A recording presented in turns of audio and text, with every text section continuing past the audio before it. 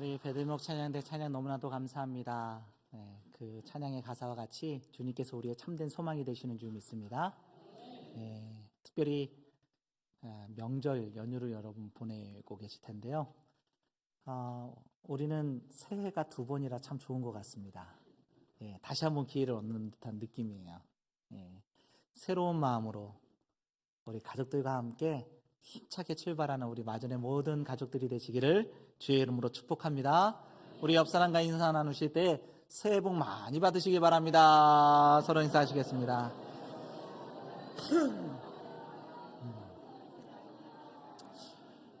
오래전에 어느 대기업에서 실제로 입사시험에 출제했던 문제입니다. 그 문제를 한번 소개해 드릴게요. 한 청년이 스포츠카를 이렇게 몰고 시골 여행을 하고 있는 중이었습니다. 그런데 저 멀리서 세 사람이 손을 들면서 나를 좀 태워달라는 거예요. 여러분, 스포츠카 구조가 이 뒷좌석이 없잖아요. 그러니까 옆에 오직 한 명만 태울 수 있는 거예요. 그 세 사람 중에 한 사람을 누굴 택할 것이냐, 이게 문제였습니다. 여러분, 어떤 사람을 태울지 한번 여러분도 한번 생각해 보세요. 첫 번째 사람은 그 동네에서 가장 덕망 있는 의사입니다. 의사 선생님이 얘기하는 거예요. 여보게 청년, 급한 환자가 병원에 생겼네. 내가 얼른 가서 치료해야 되니까 나를 먼저 좀 태워주게. 두 번째 분은요, 배가 너무너무 아프신 응급 환자인 겁니다. 할머니예요. 청년, 내가 배가 아파서 죽겠어. 나를 먼저 좀 태워주게나. 세 번째는요, 아주 아름다운 아가씨입니다. 정말 눈길이 가는 미스코리아 빤치게 생긴 그 여성이 역시 손을 흔들면서 나를 좀 태워달라고 그렇게 얘기를 하는 겁니다. 여러분이라면 누구를 택하시겠습니까?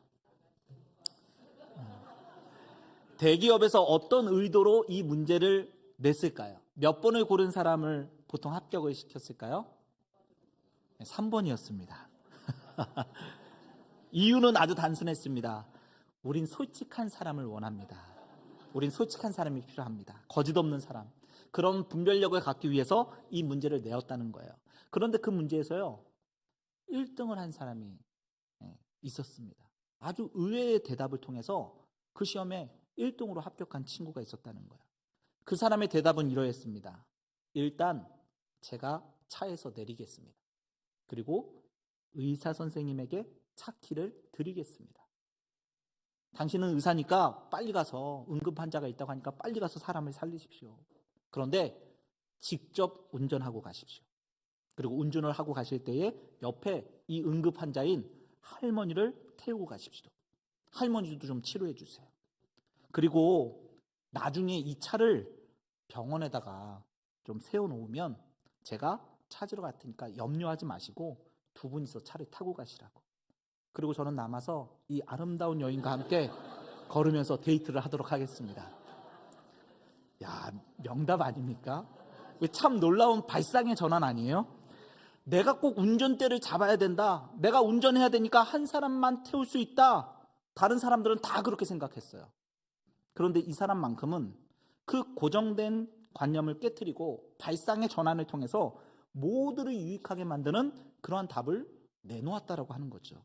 그래서 이 사람이 1등이 된 겁니다. 사랑하는 성도 여러분, 시대가 변하면서요, 전통적인 아주 고정된 관념이 깨질 때가 있습니다. 절대로 이건 변하지 않을 거야 라고 생각했던 것들이, 그런 가치들이 변화되는 경우들이 종종 있더라는 거예요. 가족의 개념이 그렇습니다.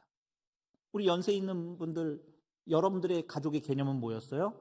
처음 경험한 그 가족은 대가족 개념이었습니다. 3대 혹은 4대가 함께 모여 사는 그러한 가정. 할아버지, 할머니, 부모님, 삼촌, 고모, 사촌들까지 다 함께 모여서 살던 그러한 때가 있었습니다. 그 시대가 조금 지나고 나서 핵가족 시대가 열렸죠. 부모님과 자녀들만 구성되어 있는 핵가족 시대가 열렸고요. 조금 더 지나서는 아주 다양한 가족의 형태가 나타나기 시작합니다. 아예 자녀가 없이 부부끼리만 사는 자발적 무자녀 가족들이 있고요. 편부모 가정도 있습니다. 재혼 가정도 있고요. 결혼신고는 안 하고 동거만 하는 그런 가족도 있습니다. 다문화 가정도 생겼고요. 근래에는 싱글, 혼자서만 이룰 수 있는 1인 가구라는 말도 아주 자연스럽습니다. 여러분, 1인 가구, 싱글 가족, 어떻게 혼자 사는 사람이 가족이 될 수 있나? 여러분 이해되세요? 그런데도 사회는 그것도 가족의 한 형태로 인정을 합니다. 심지어는요, 이제는 강아지나 고양이 같은 그런 반려동물을 내 가족이라고 소개하는 분들도 꽤 많습니다. 함께 사는 가족, 이 강아지가 내 가족이래요. 내 친자식 새끼 같다라고. 아니, 사람보다 강아지가 낫대요. 내 자녀들보다 고양이가 더 친근하고 강아지가 더 좋으시답니다. 예전에는 내가 자식들 때문에 산다, 이런 말씀들을 많이 하셨는데, 요즘에는 내가 자식들 때문에 산다가 아니고요, 고양이 때문에 산다고, 강아지 때문에 내가 산다고, 그렇게까지 말하시는 분들이 계시더라고요. 가족보다 강아지와 더 많은 시간을 보내고 있고요, 강아지가 더 내 마음을, 자식들보다 내 마음을 더 잘 알아주는 것 같다라고 그렇게 말씀하시는 분들도 종종 계시더라고요. 여러분, 이게 농담이 아니에요. 진심으로 하는 말씀이세요.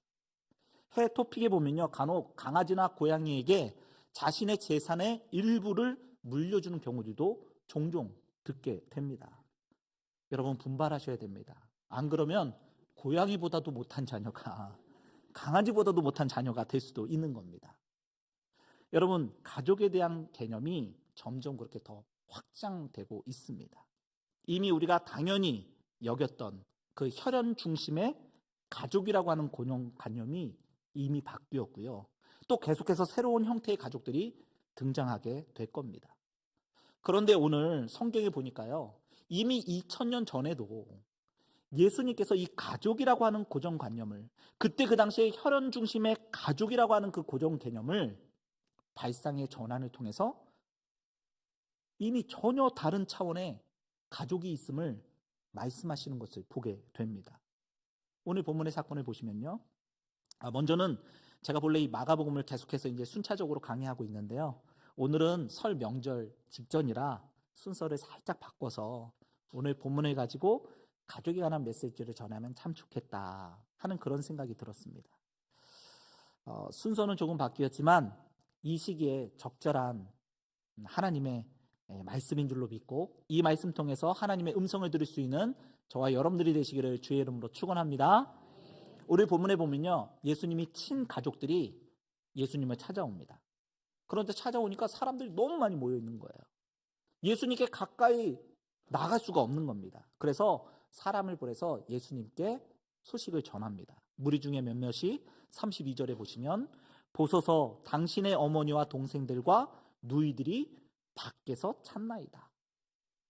그런데 예수님이 이 말을 듣고요, 오히려 이런 말씀을 이렇게 반문을 하세요. 33절에 대답하시되 누가 내 어머니이며 동생들이냐 하시고, 한마디로 야, 누가 내 진정한 가족이야? 오히려 주변 사람들에게 그렇게 묻고 계시더라는 거예요. 이 질문은 좀 매정한 것 같다 싶기도 합니다.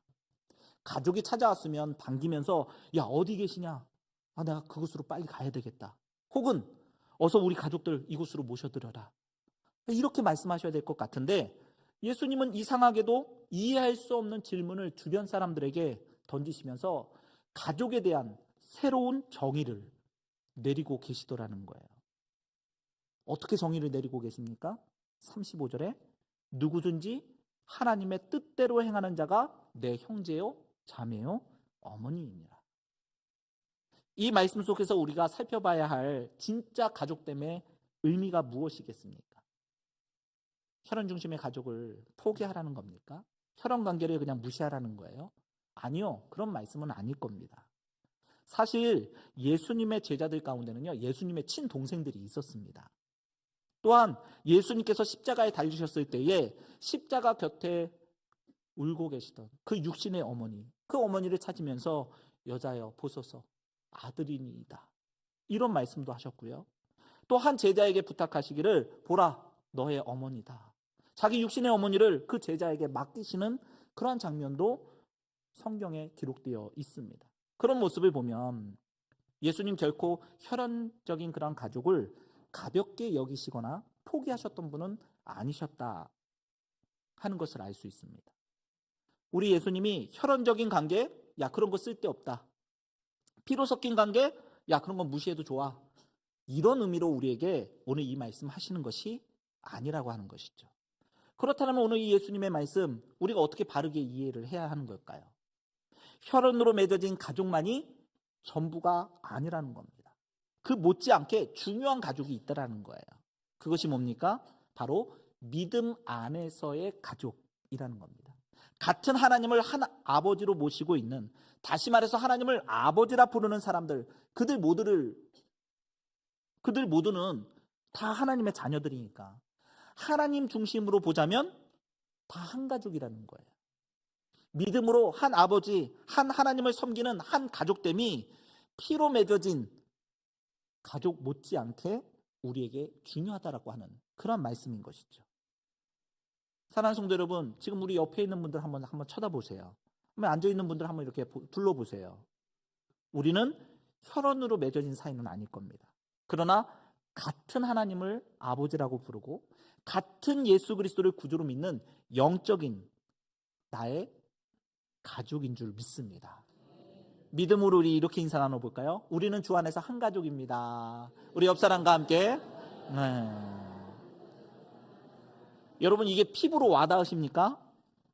여러분 이런 말이 있죠. 멀리 있는 친척보다 가까이에 있는 이웃 사촌이 더 낫다. 여러분 혈육에 의한 친척들 1년에 몇 번이나 보십니까?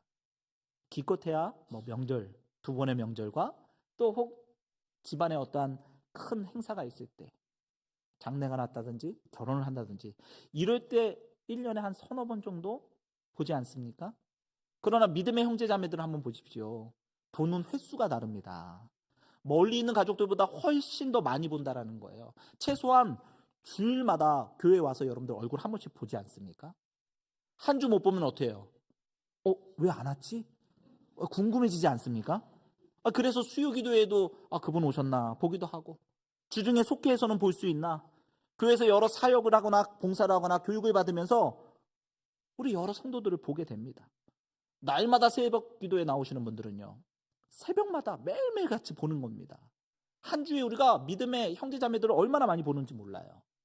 경우에 따라서는 내가 어느 정도의 신앙 생활을 하는지는 모르지만 그거에 따라서 조금 다르겠지만 먼 친척보다는 훨씬 더 자주 얼굴을 보며 사는 것은 확실합니다. 자주 보다 보니까요 더 친근해집니다.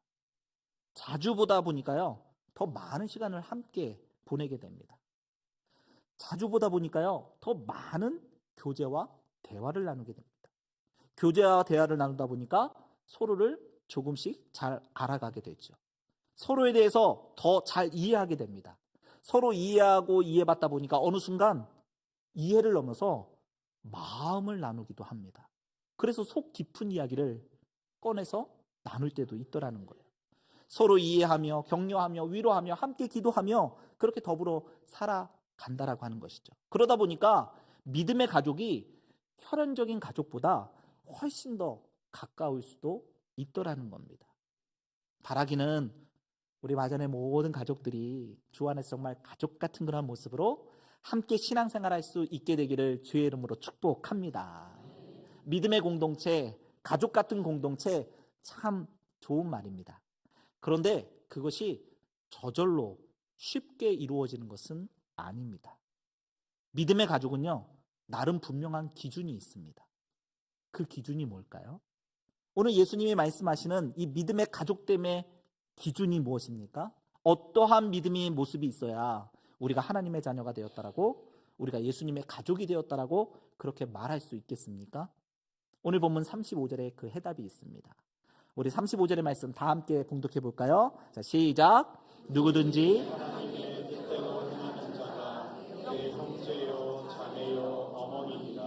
아멘. 혈연 관계가 아닙니다. 하나님의 뜻대로 행하는 자가 바로 나의 예수님의 가족이다. 이렇게 말씀하는 거예요. 여러분, 믿음의 가족은요, 피로 맺어진 관계가 아니랍니다. 하나님의 가족은 혈연 관계가 아니라 하나님의 뜻을 알고 그 뜻대로 살아가려고 하는 사람들, 그 믿음 안에서 맺어진 관계여야 한다는 겁니다.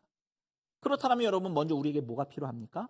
하나님의 뜻이 무엇인지를 분명히 알아야 되겠죠. 우리가 행하기 이전에 하나님의 마음이 무엇인지를 먼저 헤아릴 수 있어야 한다는 겁니다. 예수님이 지금 이 말씀 누구한테 지금 하고 계시는 겁니까? 바로 주변에 앉아서 듣고 있는 이스라엘 백성들, 제자들에게 좀 하고 있는 겁니다. 여러분, 그 당시 이스라엘을 한번 생각해 보십시오. 이스라엘 백성들, 선민 사상으로 아주 가득 찼던 사람들이었습니다. 바리새파 사람들, 서기관들, 사두개파 사람들, 아주 분명한 선민 사상으로 우리가 선택받은 민족이다. 하나님 앞에 제사 드리면서 안식일을 철저하게 지키면서 613개나 되는 그 율법의 조항들을 아주 철저하게 지켜가면서 우리는 하나님께 선택받은 하나님의 백성이다. 우리는 하나님의 자녀다. 우리는 하나님의 가족이다. 라고 자부했던 그러한 민족이었다는 겁니다.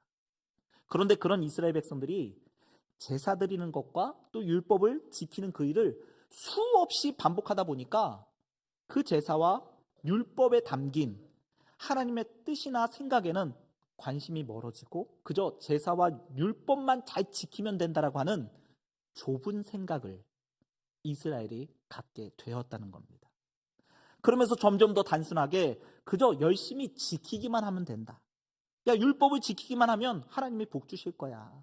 제사만 잘 지내면 하나님이 우리 책임져 주실 거야.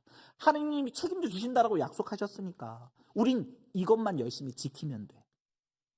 그 의미가 뭔지는 정확하게 모르겠어. 그 행위가 뭔지는 정확하게 알 수 없어. 하지만 일단 지키고 보면 반드시 축복이 있을 거야.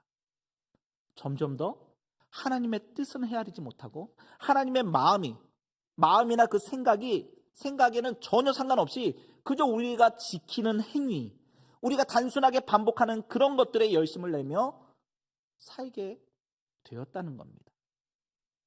그 대표적인 예가 11조입니다. 여러분, 11조에 담긴 본래의 의미가 뭡니까? 하나님께서 이스라엘 백성들에게 11조를 말씀하신 것은 야, 이 땅의 모든 것이 내가 창조한 것이다. 너의 인생까지도 내가 너를 창조하였고 그렇기 때문에 너는 나의 소유다. 너의 인생은 내 것이고 네가 가진 그 모든 것은 곧 내가 너희에게 준 것이다. 그것을 잊지 않는 마음으로 10의 1조를 드리면서 하나님, 나는 하나님의 소유요. 나는 하나님의 뜻 아래 사는 하나님의 사람입니다. 하나님의 공급하심 속에서 사는 그러한 인생입니다. 이걸 고백하면서 11조를 드리라고 그렇게 말씀하신 겁니다. 그런데 훗날 이게 어떻게 변질됩니까? 내가 10분의 1을 드렸으니 그것으로 됐다.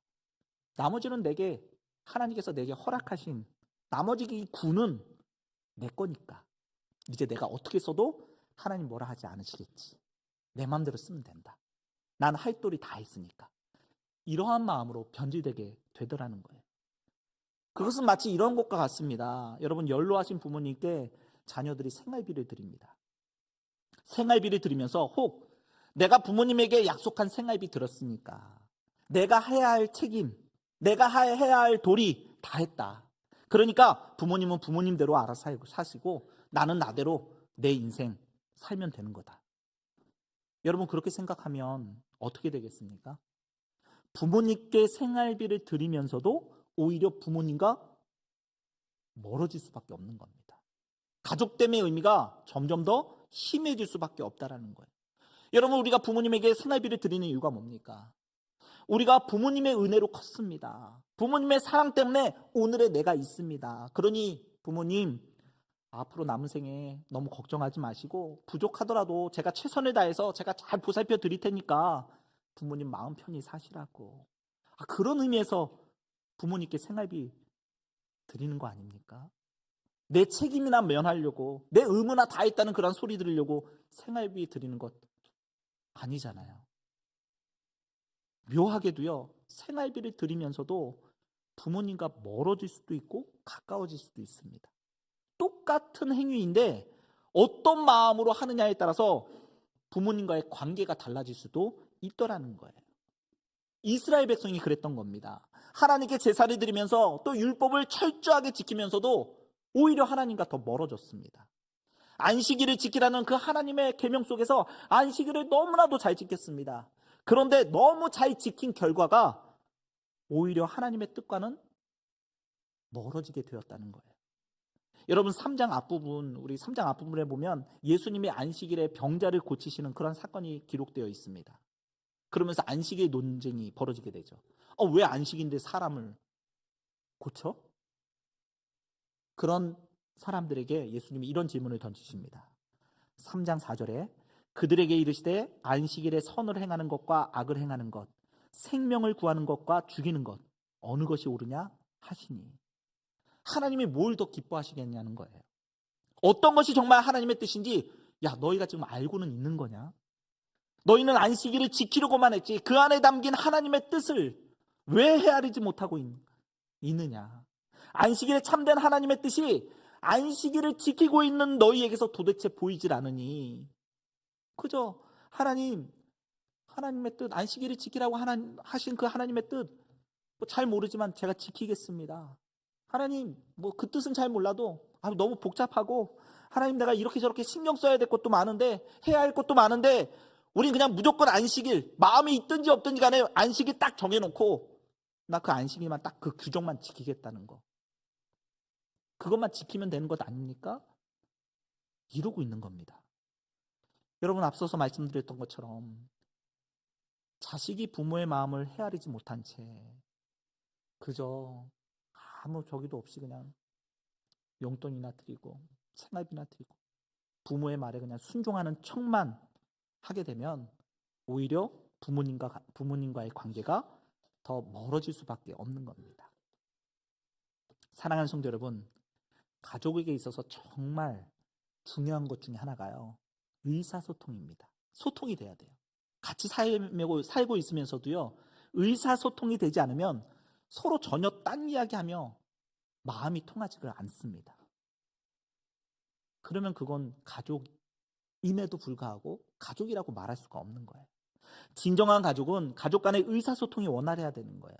의사소통을 통해서 서로의 마음을 알고 서로의 생각을 알고 서로의 뜻을 나눌 수 있어야 된다라고 하는 것이죠. 남편은 아내의 마음을, 아내는 남편의 생각을 헤아릴 줄 알아야 되는 거예요. 부모는 자녀들의 고민을, 자녀들은 또 부모님의 뜻과 그 마음을 헤아릴 수 있어야 하는 겁니다. 그래야 가족다운 가족이 될 수 있는 겁니다. 그런데 흔히 사람들은요, 가정 안에서 내가 맡은 바 역할만 잘하면 되지 않느냐, 이런 생각을 하는 경우가 종종 있습니다. 내가 해야 할 그 일만 잘하면 가정은 아무 문제 없다. 너무 쉽게 생각하더라는 거예요. 여러분, 가족이라고 하는 것이 그저 내 의무만 다한다고 해서 이어지는 것은 아니잖아요. 남편은 남편대로 나 열심히 돈 벌어다 주면 됐잖아. 나 열심히 살았어. 남편의 의무 다 했다고. 아내는 아내대로 난 당신 밥 하루 세끼 다 해 먹었잖아. 살림했잖아. 아이들 키웠잖아. 내 의무 다 했잖아. 이렇게 생각하면요, 가족 간의 의무는 다 했어도 정말 가족다운 가족은 될 수 없는 겁니다. 그래서 서로가 서로의 책임을 다했는데도요, 관계는 점점 멀어집니다. 의무와 책임을 다했음에도 불구하고 가족의 관계는 점점 더 싸늘해질 수밖에 없다라는 거예요. 자녀가 학교 가서 열심히 공부합니다. 좋은 성적 가지고 와요. 부모님은 그 자식에게 좋은 성적 거둘 수 있도록 최선을 다해서 뒷바라지 해줍니다. 그런데 부모와 자식 간에 의사소통이 이루어지지 않습니다. 대화가 점점 사라져요. 관계는 점점 멀어지고 서로 같은 장소에서 말을 하고 있는데도 전혀 엉뚱한 이야기들만 오고 갑니다. 같은 시간, 같은 장소, 함께 사는 가족이지만 그 사이에 의무만 다했지 아무런 의사소통이 되지 않는다면 서로의 뜻을 알 수도 없고 서로의 마음을 나눌 수도 없는, 그냥 의무만 행하고 있는 그런 가족관계밖에 될 수 없다라는 겁니다. 그런 가족을 어떻게 진정한 가족이라고 말할 수가 있겠습니까? 바로 오늘 예수님께서 오늘 본문을 통해서 하시는 말씀이, 너희가 진정한 하나님의 가족이라면 하나님과의 의사소통이 이루어져야 되고, 특별히 그 가운데 하나님의 뜻이 무엇인지, 하나님의 마음과 생각을 너희가 헤아릴 줄 알아야 되는 거 아니냐. 그게 진정한 하나님의 가족, 나 예수의 가족이 아니겠느냐, 이렇게 말씀하고 계시는 거예요. 사랑하는 성도 여러분, 과연 오늘 우리의 삶 가운데 하나님과 의사소통이 원활하게 잘 이루어지고 있으십니까? 하나님과 대화가 되고 계세요? 하나님의 뜻이 무엇인지, 하나님의 마음이 어떤 마음인지, 오늘날 우리가 읽고 있는 성경 말씀 하나하나에 담긴 하나님의 마음, 하나님의 생각, 하나님의 뜻을 우리가 충분히 읽어내고 계시냔 말이죠. 예배를 지키는 우리의 마음 가운데 하나님의 뜻과 그 마음이 품어지는, 그 뜻과 마음이 깨달아지는, 그 말씀 가운데 지켜 행할 것을 마땅히 지켜가며 살아가는 그러한 모습들이, 그런 하나님의 자녀다운 모습들이 우리에게 있느냐는 말이에요. 여러분 스스로에게 물어보시기 바랍니다. 혹시라도 타성에 젖어서 그냥 습관적으로 그저 예배 한번 드리면 됐지, 교회 한번 왔다 가면 됐지, 주일 한번 지켰으면 됐지, 나머지 6일은 그냥 내 삶 아니야? 내 마음대로 살면 되는 거지. 11조 드렸으니까 나 의무 다 했지, 그러니까 나머지는 내 마음대로 쓰면 되는 거 아니야? 여러분 혹 그렇게 하나님의 마음과 뜻은 전혀 생각하지 못하고 하나님과 소통하지 못한 채 그냥 하던 대로 아무 생각 없이 신앙생활을 하고 있는 것은 아닌지 우리 스스로를 점검해 볼 필요가 있다라고 하는 겁니다. 사랑하는 성도 여러분, 믿음의 가족됨은요, 하나님의 뜻을 알아가는 데서부터 시작되는 겁니다. 우리 아버지 되시는 하나님의 뜻에 관심을 갖는 것에서부터 시작되는 거예요. 그런 의미에서 오늘도 이 예배를 통해서 하나님의 뜻을 알게 해달라고, 하나님의 마음과 생각을 우리 마음 가운데 깨닫게 하시고 또 그것을 품을 수 있도록, 그것을 행하며 살아갈 수 있도록 인도해 달라고 기도할 수 있는 저와 여러분들이 되시기를 주의 이름으로 축원합니다. 또한 가족은요, 서로 마음과 뜻을 알아주는 것, 이해해 주는 것을 뛰어넘어서 함께 그 마음과 뜻에 맞추어 갈 때에 더 온전해질 수 있는 겁니다. 가족의 마음과 뜻을 내가 알았다고 해서, 내가 이해했다고 해서 끝나는 게 아니에요. 그렇다고 해서 가족됨이 유지되는 것이 아니라는 거예요. 여러분 여기 육신의 가족이 있다. 아빠와 아들이 있어요. 아빠가 말합니다. 야, 아빠는 이러이러한 뜻이 있다. 아빠 생각은 이래. 그러니 네가 이렇게 해줬으면 좋겠어. 아빠가 그렇게 얘기를 했는데 아들이 대답합니다. 아빠 마음 내가 알겠어. 아빠 생각 내가 알겠어. 그렇게 말하고 나서 아버지의 뜻과 아버지의 생각과는 전혀 상관없이, 아빠가 부탁한 것과는 전혀 상관없이 자기 멋대로, 자기 뜻대로 살아간다면 여러분 그 아들이 그 가정에 온전한 가족이 될 수 있겠습니까? 혈연 관계는 유지되겠죠. 아빠와 아들이니까. 근데 아빠의 뜻을 듣긴 들었는데 이해하기는 이해했는데 전혀 상관없이 산다라고 할 것 같으면 온전한 가족을 유지할 수 있겠습니까? 여러분 정말 가족됨의 의미가 뭘까요? 나 아닌 다른 가족의 마음과 생각과 뜻을 내가 압니다. 들어서 이해는 하고 있어요. 그런데 그것만으로는 부족합니다. 더 중요한 건 그 뜻대로 행하는 겁니다. 그 뜻대로 지켜내는 것이 가족됨의 의미라고 하는 것이죠. 여러분 가정 안에서 왜 갈등과 문제가 생깁니까? 서로의 뜻을 알아요. 그런데 행하질 않아요. 부모님의 말씀을 들었어요. 그런데 듣고도 행하질 않습니다. 맞춰가지를 않더라는 거예요. 아이들이 부모의 뜻을 압니다. 야, 일찍 일어나서 학교 가야지. 들어서 압니다. 그런데 조금 더 자겠다는 거예요. 숙제하고 공부해야 하는 거 다 압니다. 그런데 조금만 더 미루겠다라고 하는 겁니다. 해야 할 것과 하지 말아야 할 것 들어서 분명히 압니다. 약속을 지켜야 된다는 것도 분명히 알아요. 그런데 지키지 않고 행하지도 않습니다. 그러면서 자꾸 자기 주장만 하는 거예요. 그러면 부모와 자녀의 이제 실랑이가 벌어지게 되죠. 가족관계에 문제가 생기는 겁니다. 심한 경우에는 아들딸들이 아들딸처럼 느껴지지 않을 수도 있습니다. 가족이 가족같이 느껴지지 않을 때도 있다는 거예요. 아빠 엄마가 얘기를 합니다. 그런데 아이는 분명히 아빠 그거 아닌 것 같아. 내 생각은 이래. 아니야. 아빠 생각이 맞아. 그냥 힘으로 누르고 아빠의 권유로 그냥 누릅니다. 가족됨이 유지가 될까요?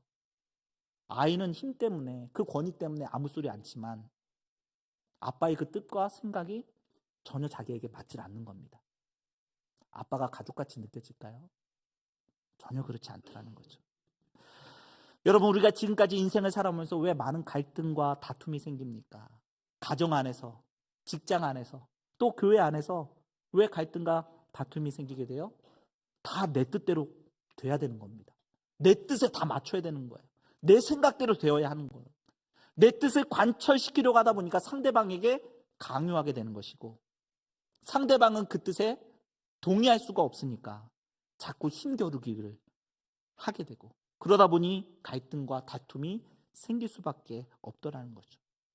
다툼으로 인해서 좋은 가족 관계가, 좋은 동료 관계가, 좋은 믿음의 그 형제자매 관계가 자꾸 깨지는 겁니다.